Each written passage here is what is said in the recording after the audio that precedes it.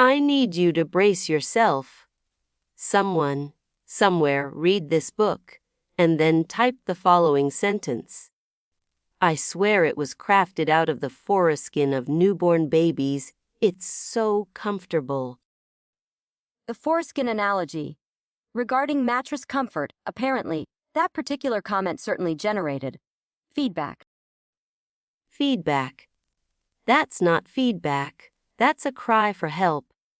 Or possibly a business plan for a truly horrifying Etsy store.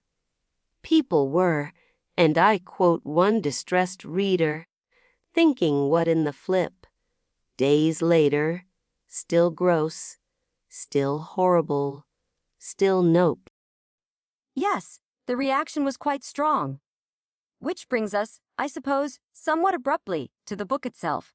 This is Heart Book Radio, and today we're discussing 9-Month Contract by Amy Daws. It seems to involve a reclusive mountain man type. Wyatt, 38. 6'4" of mountain man meat, according to one enthusiastic assessment. A grumpy one, mind you. Lives alone, probably whittles things aggressively. Decides he wants a baby, but you know, the old-fashioned way is too mainstream. Well, the premise described involves him seeking a surrogate. He hires Trista, 28, who needs funds for her animal rescue ambitions. The arrangement involves her living nearby, in his renovated barn, forced proximity, as they say. Forced proximity and, apparently, farm-style baby-making. That's another direct quote from a reader.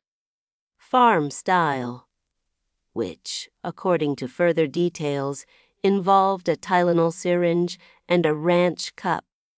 Is that like a Dixie cup you dip carrots in? Because the visual is, frankly, scaring but, as one reviewer put it, horrifically hilarious. The methodology was certainly a point of discussion and contention, which leads us to the core issue many readers raised: the handling of the surrogacy plot line itself. There was significant division. It was a war zone.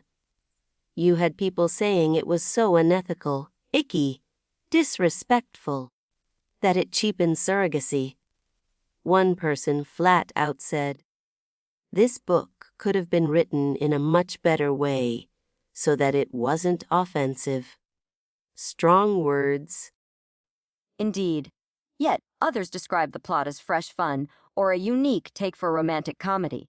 One apparently loved the surrogacy plot specifically because they hadn't encountered it in a rom-com context before.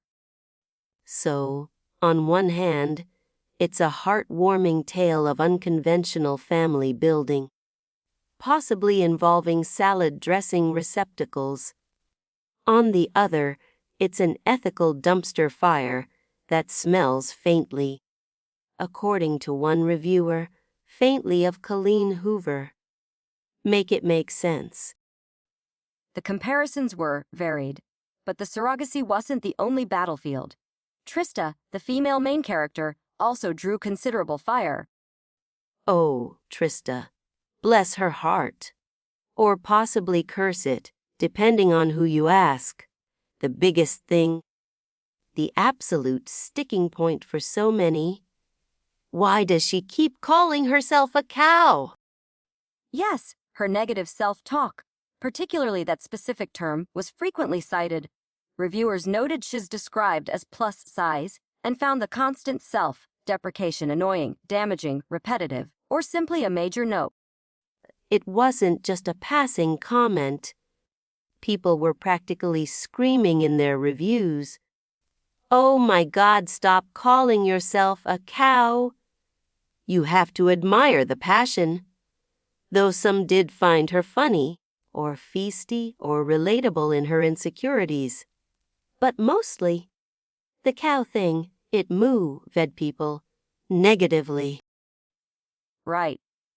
There were also comments about her perceived selfishness, or boundary issues.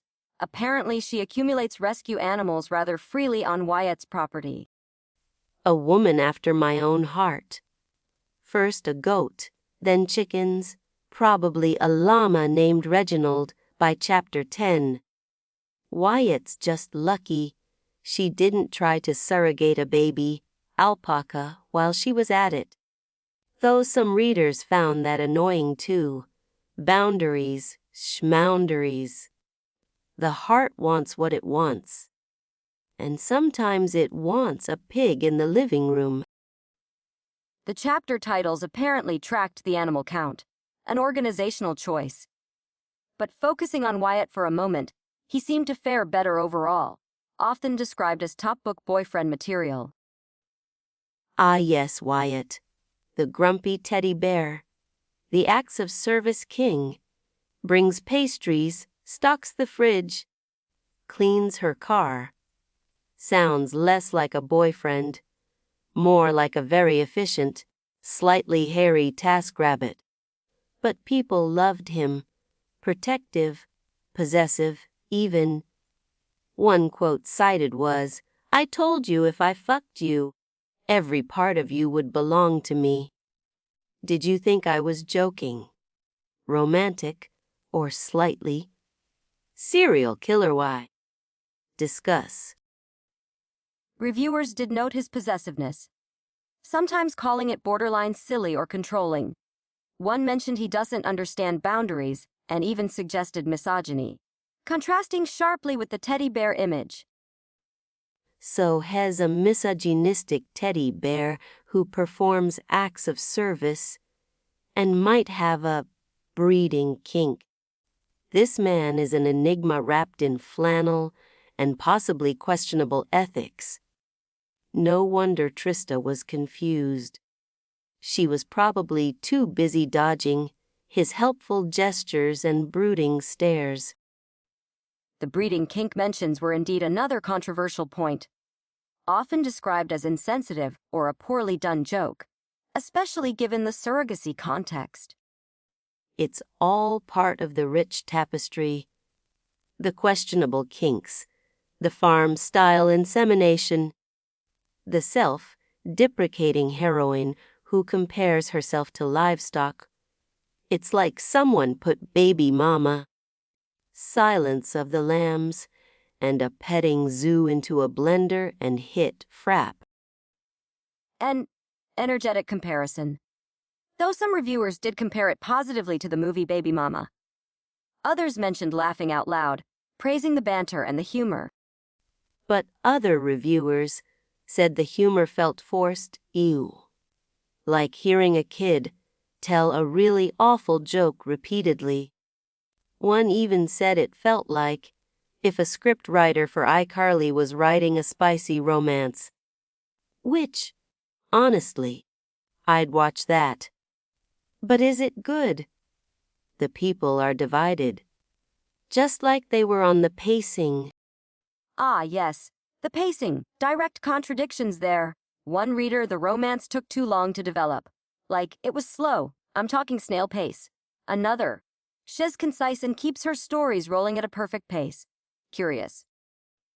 It's Schrodinger's rom-com, simultaneously breakneck and glacial. It probably depends entirely on how much you enjoyed the, bajingo and chesticles slang that apparently made one reader DNF immediately. Priorities. Specific word choices can certainly be deal breakers. Despite the controversies, however, there were consistently praised elements. The Fletcher family dynamic, for instance. Wyatt's brothers, mother, and particularly his niece Everly. Everly, the teenage meddling matchmaker. The real MVP according to the fans. Probably running the whole show from behind the scenes, pulling strings like a tiny, meaning puppet master. I bet she suggested the ranch cup. Reviewers called the family wholesome, supportive, embodying a found family theme for Trista, which many found genuinely heartfelt. Some admitted to getting teary-eyed, even crying happy tears. All see. Tears, But were they crying from the heartwarming found family vibes? or from the sheer trauma of the foreskin mattress analogy. The world may never know. Which brings us to a question for our listeners. This whole DIY surrogacy thing, the reviews show people are split. Was it a fresh rom-com premise, or just deeply unethical and weird? Let us know. It was probably just cheaper than hiring professionals. An interesting theory. We did receive an email of sorts from Grumpy Bear Loaf 69. Oh, a classic handle. What wisdom does Grumpy Bear Lover 69 impart? They write, Dear Heart Book Radio, one host is clearly missing the point about Trista. Calling herself a cow isn't annoying, it's deep. It shows her vulnerability. Anyone who doesn't get that probably thinks acts of service just means taking out the trash. Also, the other host is right about the iCarly thing. 5 stars for Wyatt's brooding, -2 stars for one host's lack of emotional depth. See, the people get it. Deep vulnerability. Or maybe she just really felt like a cow sometimes. It happens. Especially when you're living in a barn next to a guy who communicates in grunts and might be using farm equipment for non-agricultural purposes. The scene involving the insemination certainly provoked strong reactions. Scaring icky, hit me the wrong way, but also horrifically hilarious and crying laughing. It seems to encapsulate the book's divisive nature. Exactly. It's the perfect storm. You're laughing, you're cringing. You're possibly questioning all your life choices that led you to read about Tylenol syringes used in such a fashion. It's an experience, like touching a weird jellyfish. You're not sure if it's amazing or if you need medical attention.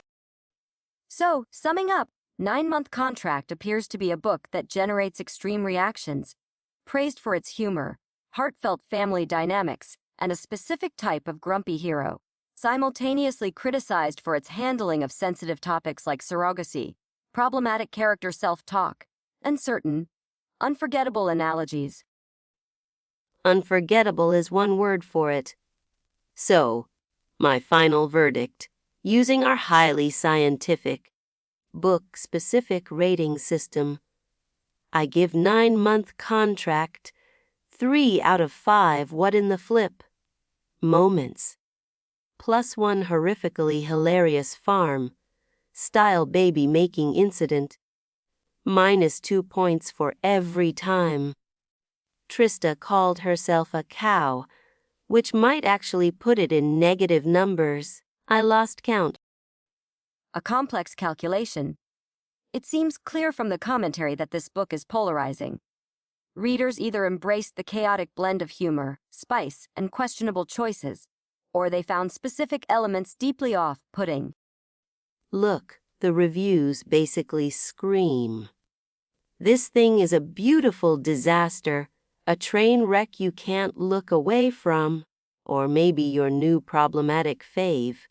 Honestly, you probably need to read 9-Month Contract yourself just to figure out which side of the barn you fall on if you dare touch that ranch cup.